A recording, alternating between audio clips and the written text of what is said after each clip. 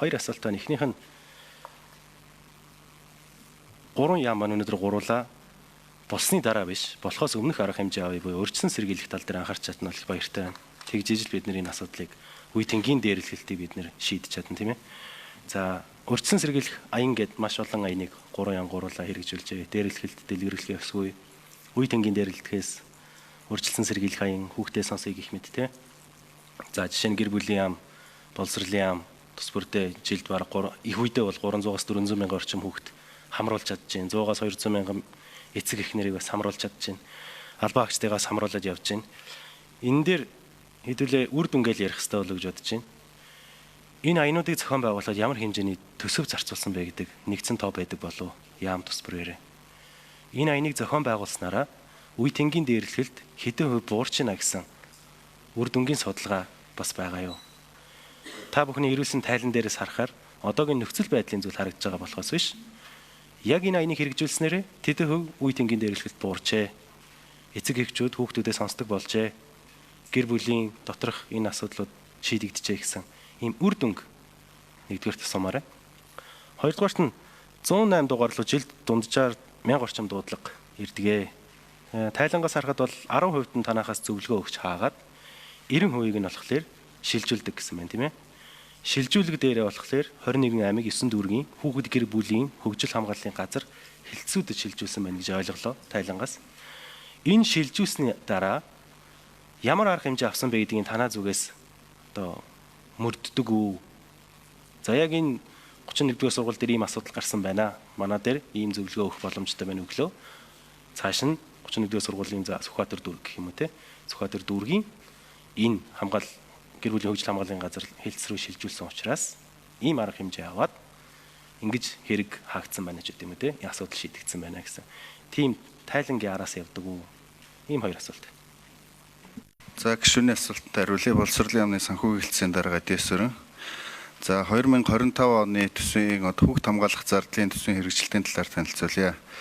За нийтдээ салбарын хэмжээнд 2025 онд сургуулийн өмнөх боловсрол, ерөнхий боловсрол гэсэн хөтөлбөрийн хүрээнд 4.8 тэрбум төгрөгийг бол зарцуулахаар төлөвлөсөн. За төсвийн хэрэгжилт бол 85%-тай 4.1 тэрбум төгрөгийг бол 2025 онд зарцуулсан байна. За тэгээд үүссэн нөхцөл байдал гүйцэтгэлтэй үед яагаад бага байгаа вэ гэхээр оны эцэст бол нөө санхүүжилт төсвийн орлого бүрдэлттэй уялдаад дутуу орж ирсэнтэй холбоотойгоор хэрэгжилт бол 85%-тай хэрэгжсэн. За сургуулийн өмнөх боловсролын хувьд бол 91%-тай. За ерөнхий боловсролын сургуулийн хувьд бол 82%-тай хэрэгжсэн байна.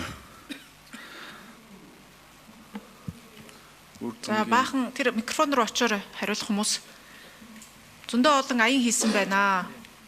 Хаас айгуул хийдэг. Би ч гэсэн орон нутагт нийслэлээр ажиллаж байхад бид бас аян хийдэг л дээ. Энийн үр дүн яаж гарч ийн гэдэг тоон үр дүнгийн хэмжилтийг хэлээч гэж. За 3 номерын микрофон нэр албан тушаалаар хэлээд хариулаарай.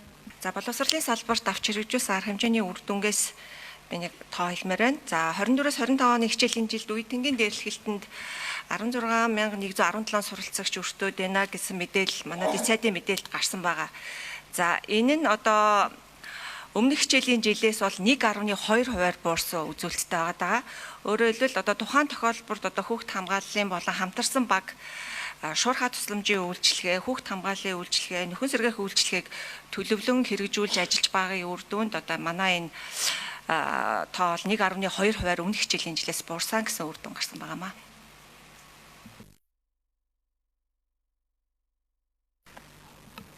Гэр бүлийн яам 2 номерын микрофон. Гэр бүлийн хөдөлмөрийн нийгэм хамгааллын яамны гэр бүлийн бодлогын газрын дарга Цэм Мөхцөл гэж хүн байна. За 2025 онд бол хүүхэд хамгааллын зардал, хүүхэд хөгжил хамгааллын зардал манай салбарт 20.3 тэрбум төгрөг одоо батлагдсан. За үүнээс бол 2025 оны 12 сарын 31-ний байдлаар бол 15.2 сая төгрөг буюу 74.9%-ийн гүйцэтгэлтэй гарсан. За гүйцэтгэлээс ерөнхийдөө 20% гүйцэтгэл батлагдсан төсөөсөө бага байгаа шалтгаан бол тухайн үед төсвийн хүндрэлээс шалтгаалаад яг зарцуулалт дээр бол хойшлогдох энэ сарын зарцуулалт хойшлогдох ийм нөхцөл байдлаас шалтгаалаад ийм гүйцэтгэл гарсан. За энэ хүүхэд хөгжил хамгааллын зардал бол 2025 оноос эхлээд гэр бүл хөдөлмөрийн нийгэм хамгааллын салбарт хүүхэд хөгжил ба хамгаалал гэдэг хоёр зардлын ангилалтай болсон. Үүнээс өмнө бол хүүхэд хамгааллын зардал байсан. За ингээд хүүхэд хөгжил хамгааллын зардал маань дотроо бол хамгаалах нөхөн сэргээх үйлчлэгээ, урьдчилан сэргийлэх үйлчлэгээ, за хөгжил оролцооны зардал, эрсдлийн болон нөхцөлийн үнэлгээний зардал гэсэн ангиллаар зарцуулагддаг. За энэ урьдчилан сэргийлэх үйл ажиллагааны зардал гэдэг маань бол ерөнхийдөө нөлөөллийн үйл ажиллагаанууд, за зорилтод болон зорилтод бус урьдчилан сэргийлэх үйл ажиллагааны зардлуудад ингээд зарцуулагдаж ажилладаг. За манай агентлагийн зүгээс бол яг нөгөө үйл ажиллагаа явуулсан үйл ажиллагааныхаа үр дүнгийн талаар мэдээлэлээ нэмээд хариулчихна. Хууль зүйн яам гэмт хэрэг зөрчсөөс урьдчилан сэргийлэх байгаа тий. За тэндээс үр дүн байна уу? 8 номер.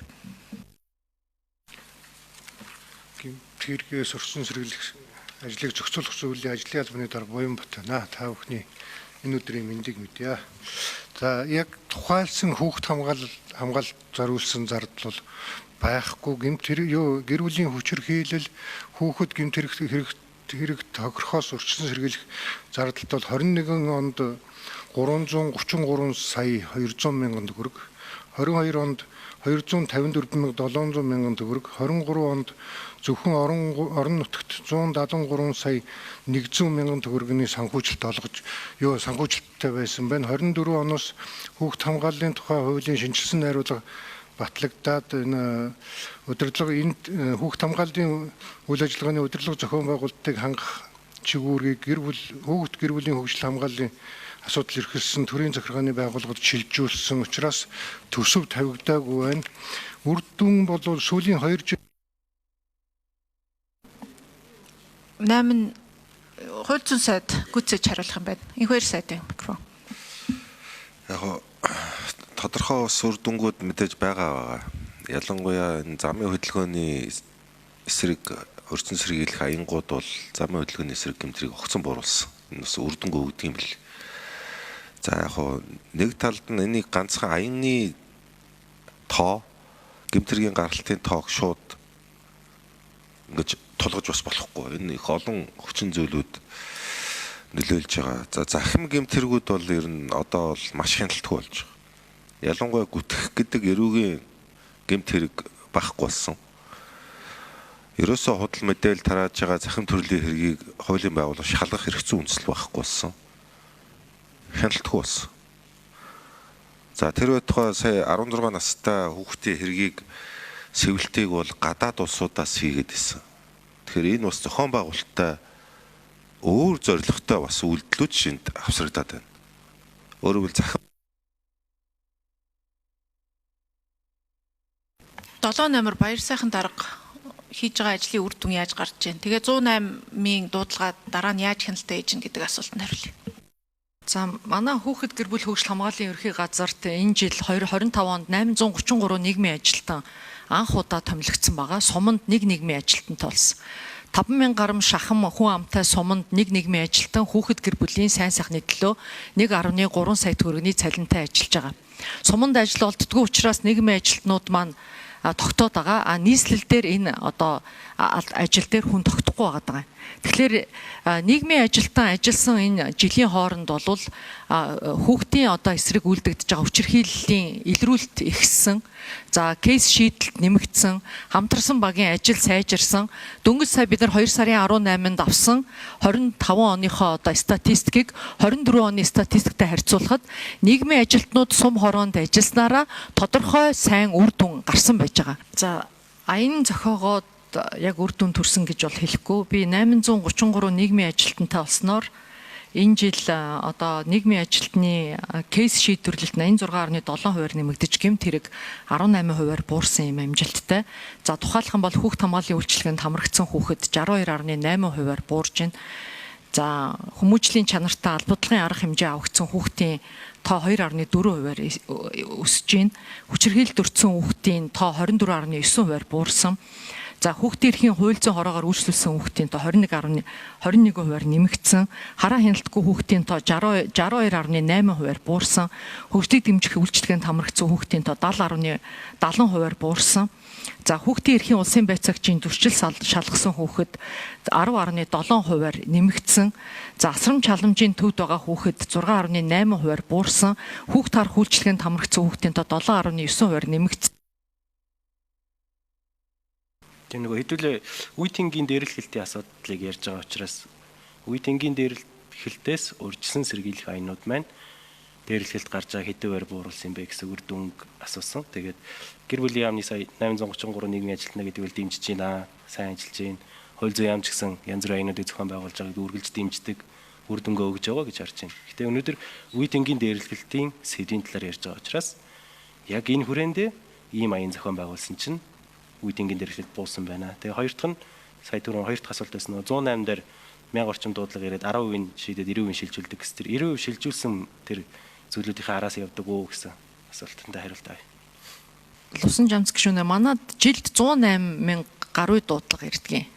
108 мянга гаруй 10 мянга биш. За эндээс одоо 24 онд бол 35 мянга гаруй кейс шийдвэрлэлт болоод энэ бодиттой байсан гэсэн үг. 108-ийн утсанд ирж байгаа одоо дуудлагын зарим нь бодиттой, зарим нь хүүхдүүд тоглож байгаа, зарим нь одоо дуудлага хийгээд одоо кейс болтгоо өөрөөр хэлбэл одоо асуудлыг тэр дорн шийдээд явж байгаа ийм асуудлууд байж байгаа.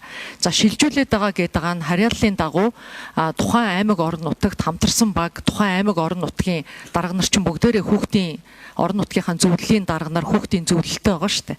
Тэгэхээр хамтарсан баг тэр тухайн орон нутг руугаа бас ингэж явдгаа гэсэн үг. Та үр дүн асууж байна. Би бол одоо яг энэ ажлыг аваад 1 жил болохдоо энэ асуудлыг нэг кейс шийдвэрлэлээ гэд энэ одоо үр дүн гарч ийн гэж би ерөөс харахгүй байгаа.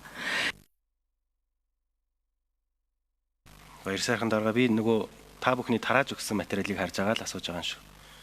Үе тэнгийн дээрлэлтийн дуудлага мэдээлэл нь 2024 онд 1051 шийдсэн 107 шилжүүлсэн 944 гээд 2025 он тэгээ 26 оны 3 сарын 13-ны байдлаар гэсэн.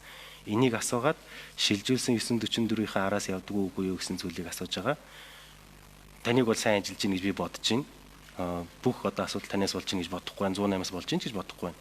Зүгээр л хэдүүлээ үр дүн ямар байгаа, төсвөө хэдийн зарцуулсан гэдгийг зүйлээл логиктойгоор л хоорондоо ярилцах зорилготой хариулт авах гал би асуугаад байгаа шүү. За энэ тоо баяр сайхан дарга мэдхгүй бол яамнаас өгсөн тоо шүү дээ. Яамныхаа хариулах юм яах юм? Та нарт бидэрт нөгөө гишүүдүүд өгсөн танилцуулга дээр чинь төв тодорхойлцсон байна. За 7 номер баяр сайхан дарга. 24-өөс 26 онд энэ нийт ирсэн дуудлагын 2300 үе тэнгийн дээрлэлттэй холбоотой дуудлага ирж байгаа. За энийг бол одоо үе тэнгийн дээрлэлттэй холбоотой асуудлыг ерөнхийдөө хуулиараа боловсролын яам бүрэн хариуцж байгаа. Бүрэн хариуцах ёстой. Гэхдээ бид нар хариуцахгүй байна гэдээ оролцохгүй байна гэсэн үг биш. За биднэрт одоо тэр салбар хоорондын уялдаа холбоогоо миний яриад байгаа нь үе тэнгийн дээрлэлттэй холбоотой ийм их дуудлага ирж хахад энэний дөнгөж 1% нь боловсролын салбараас нийгмийн ажилтнуудаас ирээд байна. За түрүүн өмнөх гишүүн асуусан тэр 70 гаруй хувь нь гэмтлийн эмнэлгээс ирээд байна гэдэг нь яг бодиттой байхгүй юу? За тэгэхээр энэ дээр бол боловсролын яам хариулах бах зүгээр миний хэлж байгаа нэг зүйл бол бид нар ямар нэгэн байдлаар кейс шийдвэрлэлээ гэдэг тэр хүүхдийн асуудлыг ерөөсөө шийдвэрлэдэггүй юм байлээ. Дөнгөж одоо сэтгэл санааны тэр одоо гутрал одоо бүх зүйлс нь яг одоо л эхэлж идэм байлээ. Тэгээ энийг цааш нь мөшгөж 18 хүртэл нь үйлч 108 дэрсэн үе тэнгийн дээрлэлтийн кейсүүдийг боловсролын яам бүрэн хариуцах ёстой гэдэг чи юу вэ? Яагаад 108-д гэмтэл мэмтэр ч гэсэн хамаагүй дамжиж ирж байгаа юмыг боловсролын яам 100% хариуцах ёстой гэдэг юм аа. Тийм яг ямар хуулийн дээр тийм байгаа. Боловсролын яам ч одоо үе тэнгийн дээрлэлтийг за 4 номер 5 номер боловсролын яамнаас энэ хариугаа хэлье. Тэгээд энэ асуудал дээр та хэд шилжүүлсэн асуудлаа яаж хилцээд ямар үр дүн гараад буцаад тэгээд ийм л биш үү. Ер нь бол манай энэ айгүй олон салбарт байгаа. Зөвхөн энэ асуудал дээр биш. Манай дараагийн хилцэг орон сууцны захиалга залингийн асуудал дээр ч гэсэн дандаа яамын амбиц. Бид нар тэг нь бид нарт ихгүй. Манайх биш, танайх биш. Ерөөсөө ингэ. Тэгээд тийм болохоор ч уялдаа ерөөсөө байдаг байхгүй. Одоо тэг үе тэнгэрийн дээрлэлттэй асуудал 100% тэг хуулиндаа тийм бол бид нар тэрийг өөрчлөе л дөө. боловсролын яамны бүрэн асуудал гээд. Тэг яаж эн чинь уялдаж ажиллах юм? Ийм байхаар чи. Энийг яам өөрсдөө бид нар юм гэдэг. Тэ? Ингээ хоорондоо уялдаатай ажиллахгүй яаж энэ дээр үр дүн гарах?